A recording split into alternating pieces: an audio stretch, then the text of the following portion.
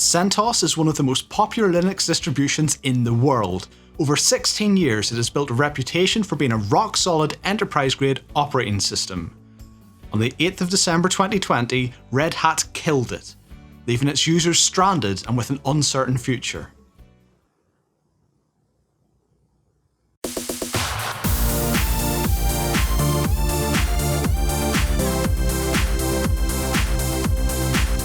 Welcome back to the Pro Tech Show, where we talk tech tips and advice for IT pros and decision makers.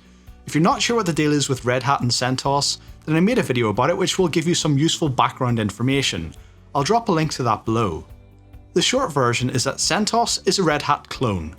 It is built from Red Hat's source code, which being open source is freely available to anyone. As such, CentOS is basically a free version of Red Hat Enterprise Linux, just without the support from Red Hat, which is what you'd otherwise be paying for. Red Hat and CentOS have enjoyed a symbiotic relationship over the years, and in 2014 they officially joined forces, with Red Hat funding CentOS and taking a controlling interest on its governing board. That kind of makes the distinction between Red Hat and the CentOS project irrelevant when it comes to this sort of decision, because whether it's Red Hat or CentOS who announced it first, it's ultimately Red Hat who control both of them. When Red Hat Enterprise Linux 8 was released, CentOS 8 followed shortly after, and so did something new, CentOS Stream. Rather than being a rebuild of Red Hat source code, CentOS Stream forms part of the development for Red Hat. It's basically an early preview of the next update. This was fine, it's good for developers to use as a testbed, and provides a more direct mechanism for the CentOS community to contribute back to Red Hat. Remember, symbiotic relationship. It came as a shock to everyone when the bombshell landed that traditional CentOS was going to be discontinued, and in the future there would only be CentOS Stream. CentOS and CentOS Stream serve two very different purposes. CentOS Stream is a rolling, or more accurately a continuous integration release, that previews the next update for Red Hat. By its very nature, it is always a work in progress.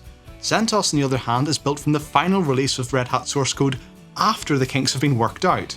That's the bit they killed, and people are not happy. Killing off an extremely popular, free and long-serving distribution that was started by the community was always going to upset people. But people aren't just upset, they are really angry. If Red Hat had simply said, "You know what guys, we've had a good run, but CentOS 8 will be the last version," people wouldn't have liked it, but it would not have caused the massive backlash we're seeing now. The problem is that Red Hat didn't do that. CentOS 8 was released in the back end of 2019 with the promise of 10 years of support. This is standard for both Red Hat and CentOS, although for CentOS, support just means software updates, not the ability to phone someone for help.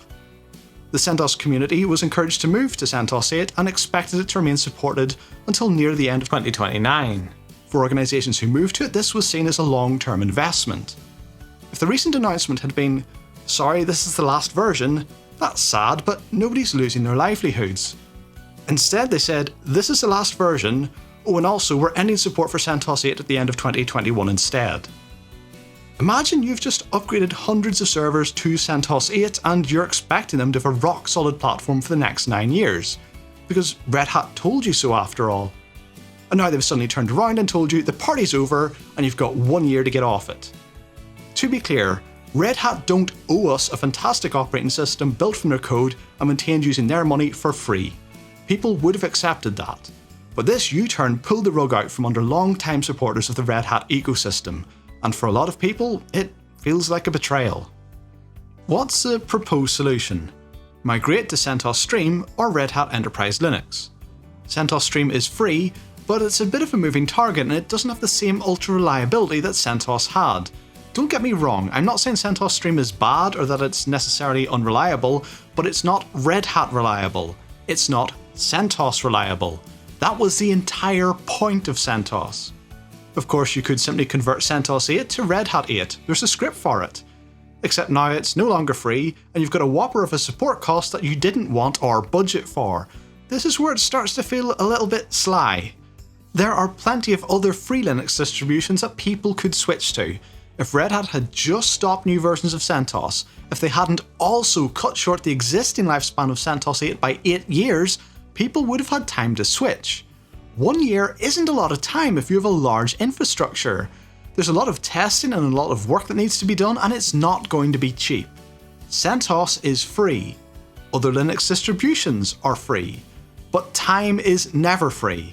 Who's going to do the migrations?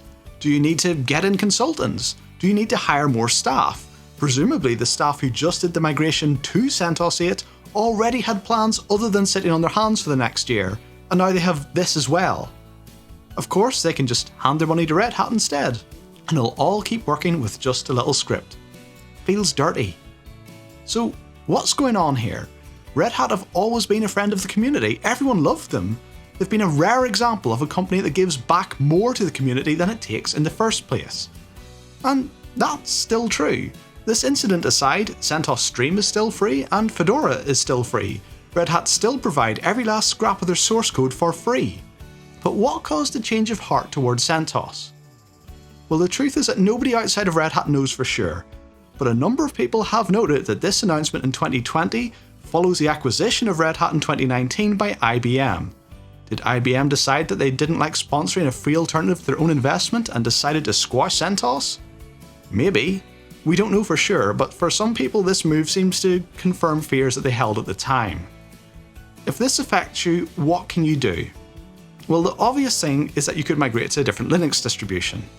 For reasons I've already mentioned though, that might not be practical. If your use case is not critical, CentOS Stream might be a good option. That's likely what I'm going to do with my home lab. I have some CentOS in there, I had some stability issues with Fedora, but CentOS Stream might be a good fit. But what if you need rock-solid reliability and you don't have time to plan a migration to a different ecosystem? It might be worth speaking to Red Hat depending on your scenario. If you're using it for development, for a non-profit, or for personal use, you might be lucky. At the time of recording, the situation is still developing, but Red Hat have somewhat non-committally mentioned these scenarios, along with suggestions of reduced cost or no cost options. I'll pop a link to the latest information because this video is likely to be out of date by the time I publish it. But as I record this, it's looking like anyone using CentOS commercially shouldn't expect to get Red Hat for free. There are a couple of other options for you though. Now, I know how this is going to sound. Don't downvote me yet, hear me out. I think Oracle are going to pick up a few customers out of this. For those who don't know, Oracle Linux is another Red Hat clone. Like CentOS, it's built from Red Hat source code. There is a free version, like CentOS, and a paid supported version, like Red Hat. It is binary compatible with Red Hat and CentOS, and by the time CentOS 8 goes end of life, I guarantee there will be a script to convert it to Oracle in place. They've already got one for CentOS 7. The problem people have with Oracle Linux isn't a technical one, it's more of an ethical issue. CentOS and Oracle both use Red Hat's source code. Whereas CentOS and Red Hat exist in happy harmony, Oracle not so much. That's because Oracle takes Red Hat source code, uses it to build their own commercial product, and then they sell that product with support, undercutting Red Hat's price using their own code. They have even specifically targeted Red Hat's customers with it. Oracle are not doing anything illegal, open source means anyone can use the code, but whilst it's not against the letter of the law, it is against the spirit of open source. Open source is about give and take, whereas the perception is that Oracle is just ripping off other people's hard work. A large portion of the open source community would never touch Oracle with a barge pole because of this. But what if you rely heavily on CentOS to keep your business afloat and you can't afford to pay for Red Hat? What if this is less about picking sides and more about putting food on the table? Are people going to stand with Red Hat in this and ignore the offer from Oracle, given they may well feel that Red Hat just left them high and dry? So is that it? Pay Red Hat or join the dark side? No. This is open source, remember. CentOS wasn't built by Red Hat, not initially at least. It was built by the community. The community aren't dead, they're still alive and kicking. Almost immediately when Red Hat broke the news that CentOS was finished, one of the original CentOS founders started a new project called Rocky Linux. Guess what? It's a Red Hat clone. The intention here is clear. CentOS is dead. Long live Rocky. Red Hat have already confirmed that they're happy for someone else to make a new distribution that uses their source code. They can't use a Red Hat or CentOS branding, but Red Hat aren't trying to renege on open source. Someone else can build a new CentOS, but Red Hat won't be funding it. Time will tell if Rocky becomes a success like CentOS. They've got a lot to do and not a lot of time to do it if they want to provide a migration path away from CentOS 8 for organisations that demand that bulletproof stability. Can they pull it off? With an original CentOS founder holding the reins, they certainly have the right credentials. Keep an eye on this one. But what about you? Are you affected by the end of CentOS? Comment below and let us know. Other people may find this video looking for answers, so why don't we see if we can help each other out by sharing what we're doing, how well it's going, and any issues we come across. I didn't expect to be making this video, but you guys have been asking for more Linux content, so hey, mission accomplished. I'll pop a couple more videos up here for you as well. I don't know if they'll have penguins in them, I'll leave that up to YouTube. If you found this useful, then give it a like, share it with your friends, and hit that big old subscribe button. Thanks for watching, guys. See you next time.